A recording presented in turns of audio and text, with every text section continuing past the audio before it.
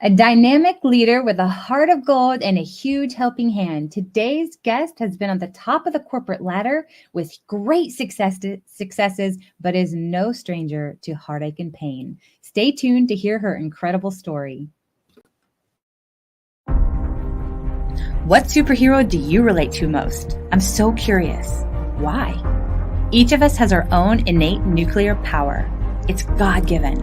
And yet we're all out here wondering, searching, forgetting, and suppressing. I know I was. It's okay, no judgments here. But I am going to get real. As a life and career coach, it's kind of my job. And you chose the show, so no one is forcing you. But the force is real. And the question I really want to ask is, what's your superpower? I'm Sharon Davenport. I've been called a real-life Wonder Woman. This show is designed to activate you alongside other superheroes. It's time that you arise, put your cape on, and fly.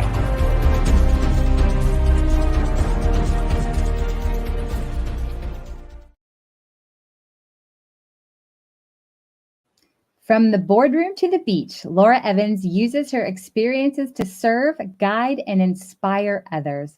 As a career advisor, she helps get you praised, promoted, and paid. Laura loves helping burned out professionals step into leadership, leverage teamwork, and navigate office politics.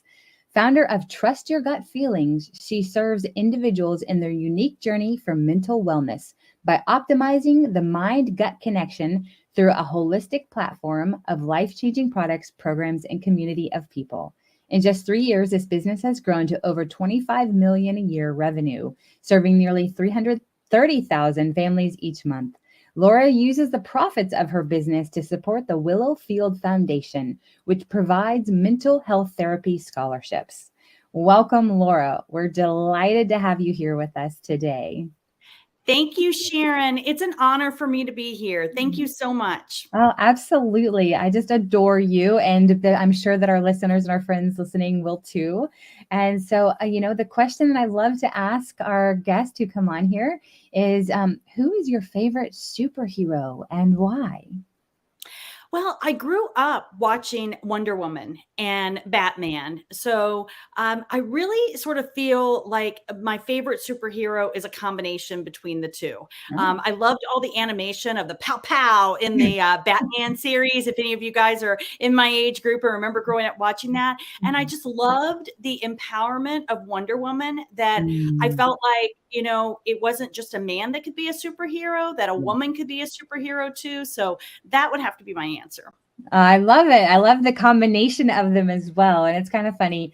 I, of course, love Wonder Woman. My husband is a huge Batman fan. So it's fun that you put them together. And yeah, it's like pow, kapow, all the fun. Bam, wham, all of those. So fun. So what would you say is your unique superpower and how do you use it in your day to day?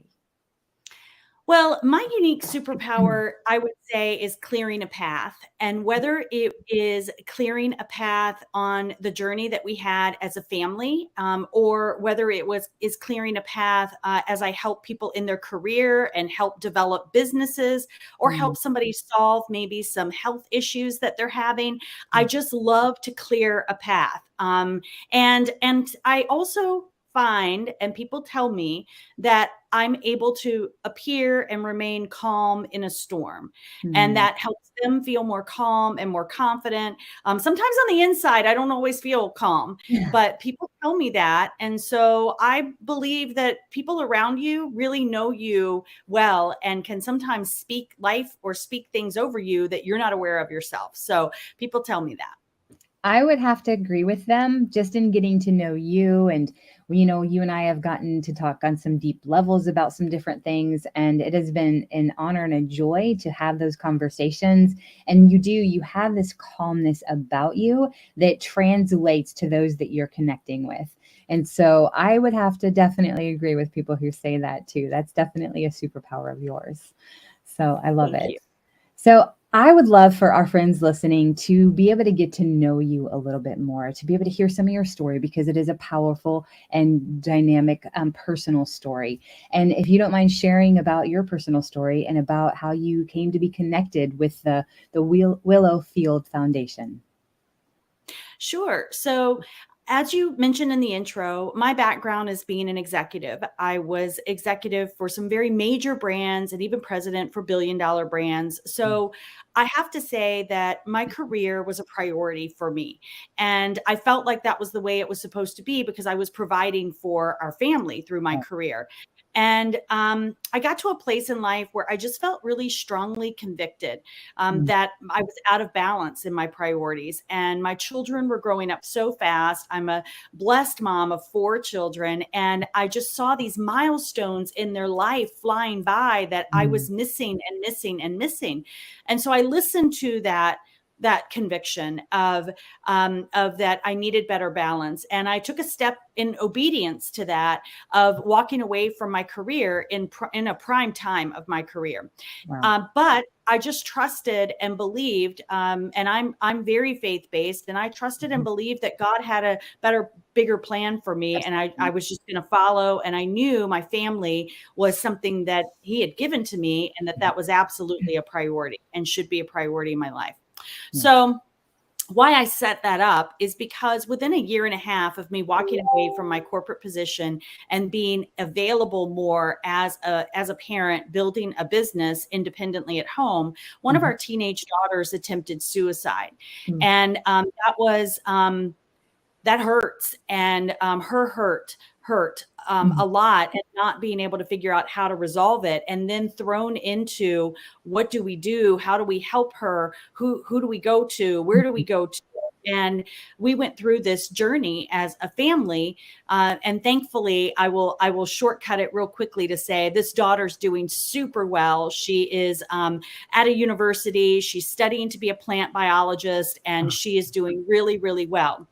But it was her journey of healing around having been sexually abused and trafficked. And that's mm, right. We lived in a normal neighborhood, and these things happen in normal neighborhoods. This is wow. not just something that somebody's kidnapped, or what you may see.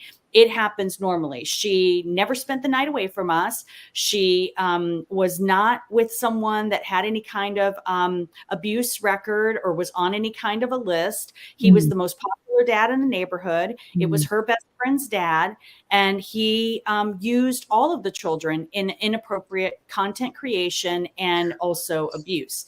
So, so this journey for her, finding a mental health therapist that she connected with, was such a critical piece of the journey. And in fact, several times, I mean, we went through 6 different therapists, and several wow. times she wanted to walk away and say, no, I don't fit this one. I don't like this one. I don't feel comfortable telling my stuff to this one, or they don't get me. Mm, I don't need it. I don't want it. And I was very clear on, no, you do need someone you can talk to. And maybe it's not that person, but we're going to find the person for you. And that's my encouragement to parents in general, is find the right person that your child can connect with if your child needs therapy and someone to talk to.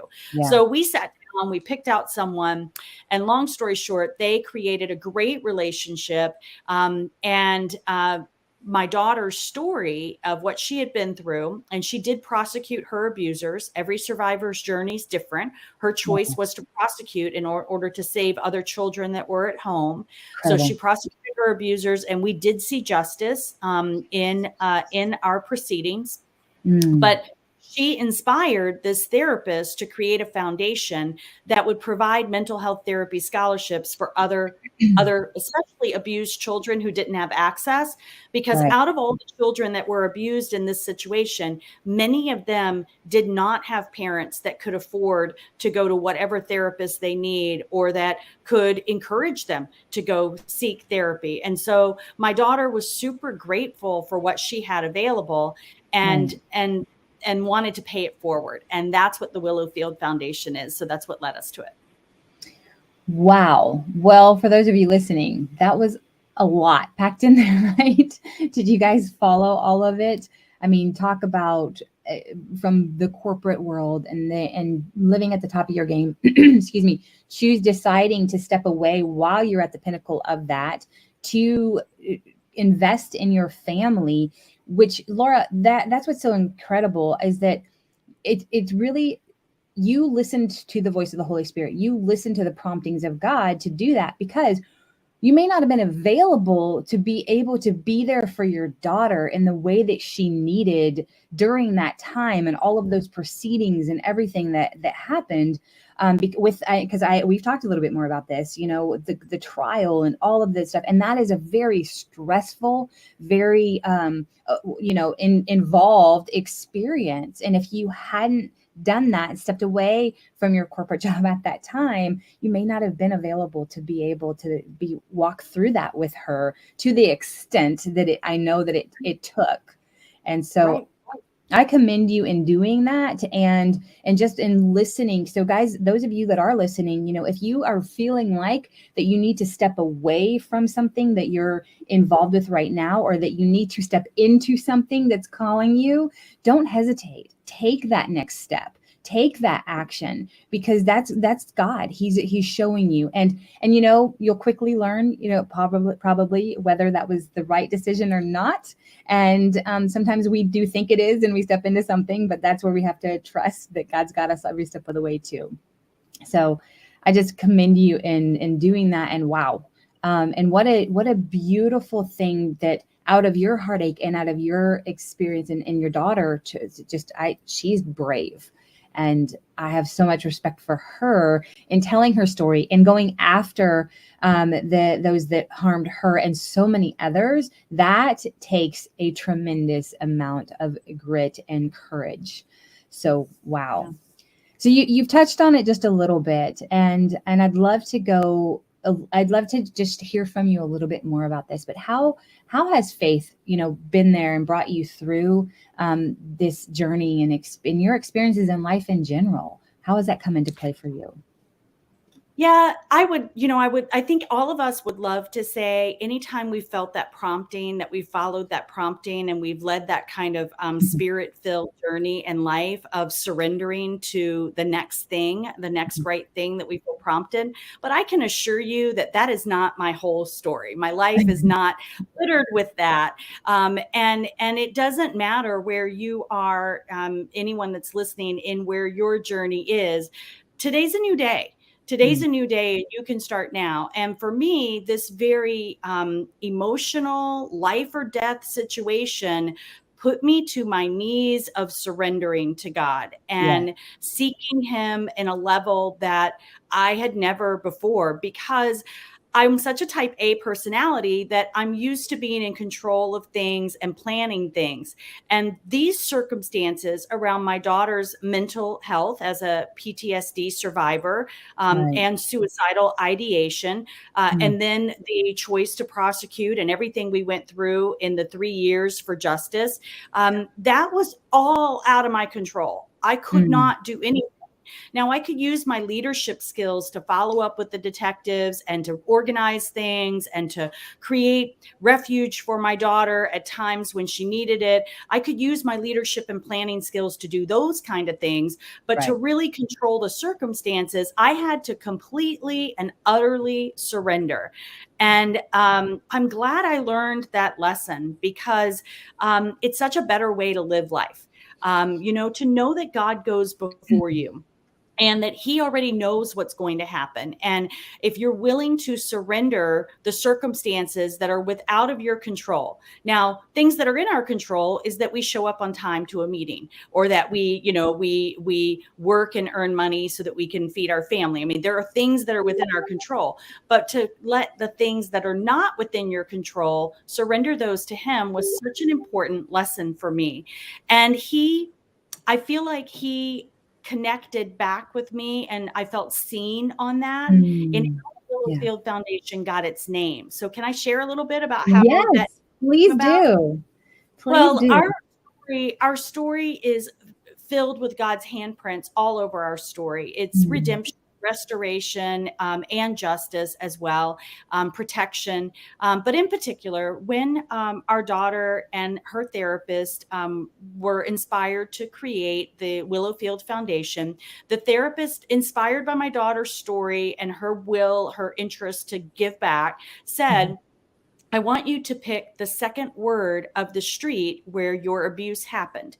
Because in the future, when you think of that street name, I want you to let go of the pain and instead hold on to the promise of hope of the good that you're going to be doing. So it's a good thing that's coming out of this. So that word is field. That was the second word of the street where her abuse happened. And then the therapist looked out the window and just randomly picked the first thing her eyes went to, which was a willow tree. So it was called Willowfield Foundation. Now, what God and God alone knew, Sharon, was 4747 Willow Road was where I was working in California when my daughter was being abused in Texas. Oh my gosh. So that was God's way of saying, I mean, my daughter didn't remember that address. The therapist never knew that address. That was God and God alone saying to me, I want you to let go of the pain, and I want you to let go of the guilt as a mom, and I want you to let go of the shame that you feel I felt I wasn't there to do my one job to protect my child, and I should have, all these things. And God said to me, you need to let go of that, because I'm going to do something really big and really good for so many others because of your obedience and because of your trusting in me in this circumstance. So the Willowfield Foundation. Oh my goodness, Laura, is that not just our God? and to, man, that's so profound and so beautiful and incredible how he does that, just showing you, hey, listen, I got you. I've got your daughter, I have you, and I have all of the people that are going to come under this umbrella of this foundation. And what a beautiful piece. You have to make sure you share that story with everyone. Because that is just absolutely beautiful and incredible, and just like our God to do that. So, and so through this whole process, you've shared, your daughter is doing really well. She's doing fantastic in college. But I know it also, you have 3 other daughters, and you have your husband, and you have, your family. So how is your whole family doing after dealing with this experience and this journey? How are they doing today, if you don't mind sharing? Sure. Everyone's doing well. We have 2 grandbaby girls that have been welcomed into our family, and we've got a grandson on the way. And we've got our youngest son is in college at Michigan State University, and thank God he was protected in some recent incidences that happened there. And so we are doing well. And there's no question it brought us closer together as a family as well.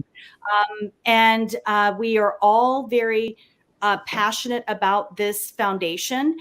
And we all contribute on birthdays, on holidays, all the kind of things. We are telling people, don't give us gifts, send money to the Willowfield Foundation, because we just want to be able to see it reach more people. I love that. And that goes back to, I think, what you were talking about with surrender before, and how you couldn't control all the circumstances. And I know that had to be hard because you are such a dynamic leader in so many ways. And that had to be hard, for you and for your family. But it sounds like it's so beautiful. As we surrender, God births beautiful things from that, and your family getting closer together through this whole experience too.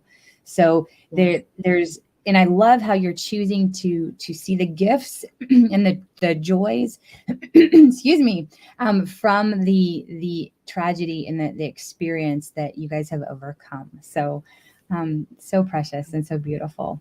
But so, for our friends listening, some may be currently dealing with something similar, having, whether it be a mental health journey with suicide, or whether it's with somebody they know that has been molested or trafficked or something along those lines. And I know those are kind of 2 different situations, but in your situation, they have kind of come together. So for those of Yeah. our friends that are listening who may be experiencing something similar or have somebody that they're walking through this with, what would you share with them through this? Well, get help. Talk to someone. There is now, I've been actively involved in an organization called NAMI, the National Alliance for Mental Illness.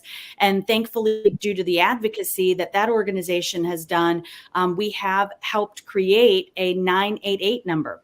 So Oh, wow. instead of a 911 number for emergency calls, there needed to be something for a mental health crisis, Yeah. because an emergency that has potential criminal affiliations is a very different response than someone that's having a mental health crisis. So Absolutely. 988 in particular is a suicide hotline. So it's easy to remember. 988. And I would just encourage, those phones are staffed with experienced, caring staff that will be a resource to talk to through things Mhm. like that. There are also hotlines for abuse, and I also speak on ending the silence to high schools about suicide prevention. And one of the things that I encourage the high schoolers to do is, they usually know, your friend has usually said something to you or indicated something to you. And in our particular story, but for the grace of God, that one of our daughter's friends came and alerted us Wow. before our daughter was able to proceed with her plans. And so Mhm. we were able to intervene in her suicide attempt that day, because her friend was willing to sacrifice their relationship to alert us. And Wow. if we teach, if you see or hear something, say something. Find a trusted adult, a guidance counselor, a pastor, a parent, a friend's parent. Mhm. Find someone.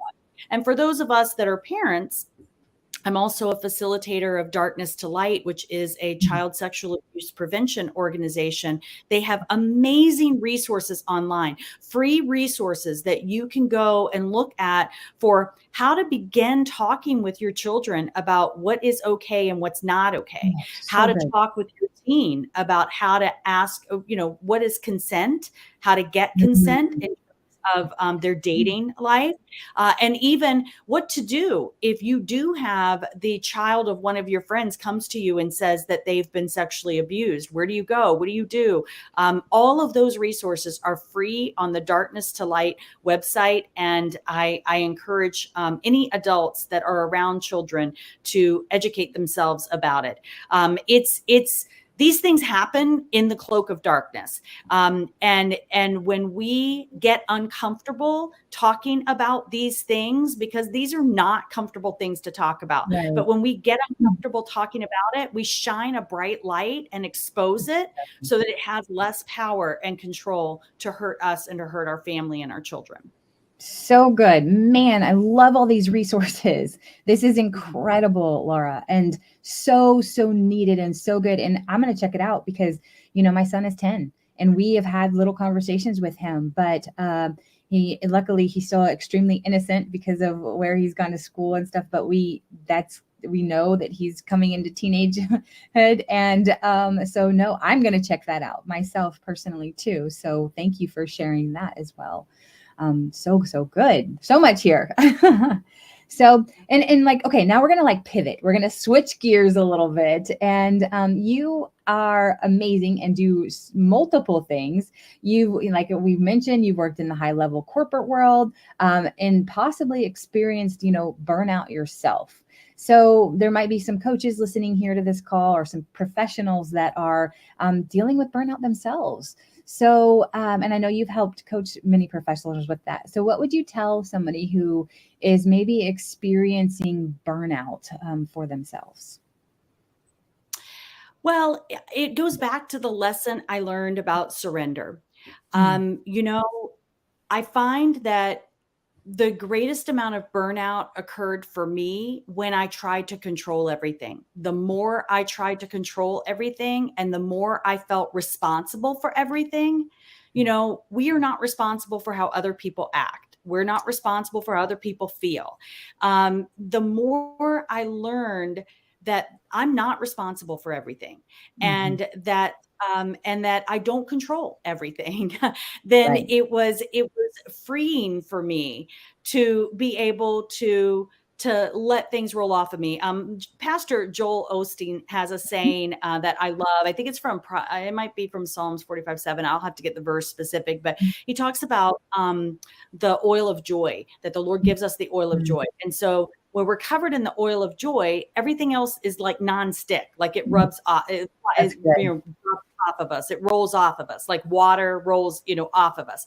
So I try to remember that I'm covered in the joy of oil from the Lord, and I'm not going to let things stick to me. I'm going to let them bounce off me, because what people think, what people say, what people do is not my responsibility. All I Mhm. can control and be responsible for is my relationship with the Lord, and my seeking Him, and my surrender to Him, and what I can do.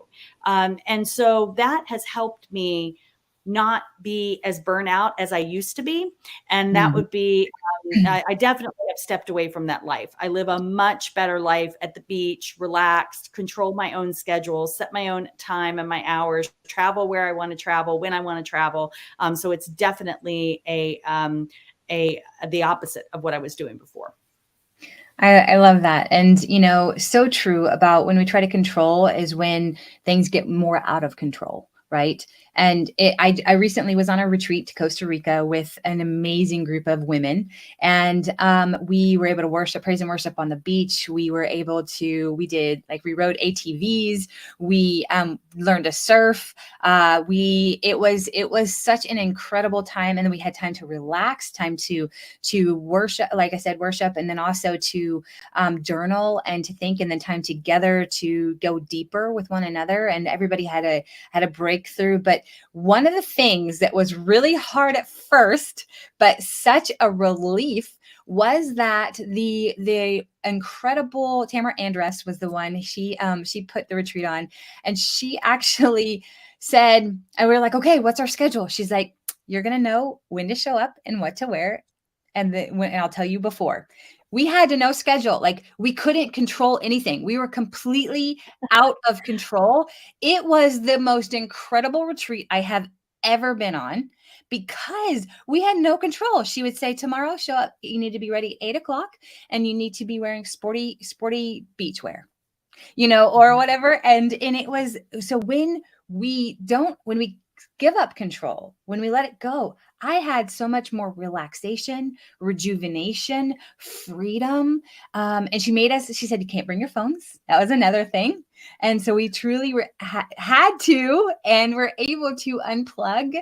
And man, I did not want to come home. I bet. Yeah. Yeah. So that Yeah. surrender, that was the closest thing to in a long time to have, of like being able to completely surrender, as in a physical sense. And it was such a joy, and there was so much Yes. peace.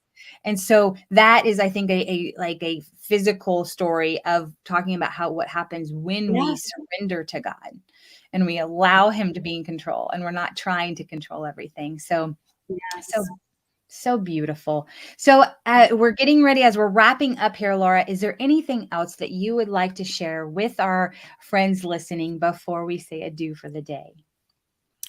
Well, I would like to say, just on what you were sharing and us talking about surrendering and overcoming, or how to prevent burnout. I've Mm, also made it a practice to find one day, mm, one day as a Sabbath, and that was God's direction to us. And it right. doesn't have to be the same day every week, Mm, but find the day that I know. For me, I have a day in my calendar that I do my best. Now, occasionally travel or things will come up that cause me to have to shift it to a different day, but I really work hard to make sure that it's not shifted to another month or another year.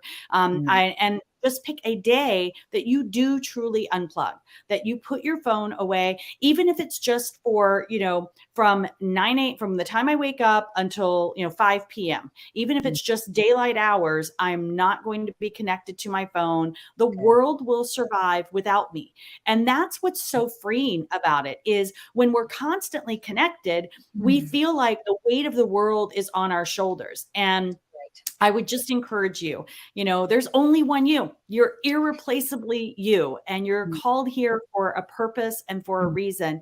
And and the noise of life can get into that calling. So I would just encourage everyone to take good care of yourself, love yourself, make that time for that quiet time for you, that quiet time with your family, that quiet time with the Lord, and seek and ask him, how do you want me to show up in this season in my life? What is it that you want from me? And he will reveal that to you. Oh, so good. And just to piggyback on what you're saying there, actually it was last night. I was actually heard a friend talking about how doing a dopamine detox, because our phones actually, when we're checking it constantly, and we have certain apps, it has been scientifically proven that there are certain apps that are created to be addictive, but then also the likes and all of that stuff. And he was talking about like doing a dopamine detox of putting your phone and trying away and trying not to look at it. Sometimes it might be only half an hour, but then try to stretch that to an hour, then trying to do that for a couple hours and see how long you can go without a screen, the computer or the phone, and see how much more time is extended, and do that dopamine detox. And like you're saying, that one day, maybe that be your day to do a dopamine detox. It says he was talking about how it's proven you're more productive. You actually are less stressed. There's so much to that with doing a dopamine detox, and exactly what you're saying. So that's incredible. And, we were out of power here for 35 hours recently with some storms that came through. I felt like the days lasted forever because I still had my phone, but I really actually took that time just coming back from Costa Rica to not go to my phone and not to do that. And it was so refreshing. I had more conversations with family members. The neighbors were out talking. We connected. It was this incredible thing. And I was like, and we had, the weather was okay outside. It got a little chilly. We did a fire, but it really, it was a beautiful thing. So exactly what you're saying, it's priceless to take those moments and remember what it's like to slow down and to unplug and detox a little bit. So, so good. Thank you so much, Laura. I love your passion. I love your wisdom. Thank you for sharing it with all of us. And guys, you can support the Willowfield Foundation by visiting their website, thewillowfieldfoundation.org. And also remember the number 988 if you have somebody with mental health issues or that is struggling there. As always, those of you, my friends listening, thank you for joining us today. And hey, listen, if this podcast brought you value or impacted you in a positive way, please like, comment, and subscribe, and share it with a friend that could benefit from it too. Thanks again, and we'll be back with our next amazing modern day superhero in approximately 2 weeks or so. Until then, and as always, go use your unique superpower to change someone's life for the better today. Thank you again, Laura, and bye for now. What superhero do you relate to most? I'm so curious. Why? Each of us has our own innate nuclear power. It's God-given. And yet we're all out here wondering, searching, forgetting, and suppressing. I know I was. It's okay. No judgments here. But I am going to get real. As a life and career coach, it's kind of my job. And you chose the show, so no one is forcing you. But the force is real. And the question I really want to ask is, what's your superpower? I'm Sharon Davenport. I've been called a real-life Wonder Woman. This show is designed to activate you alongside other superheroes. It's time that you arise, put your cape on, and fly.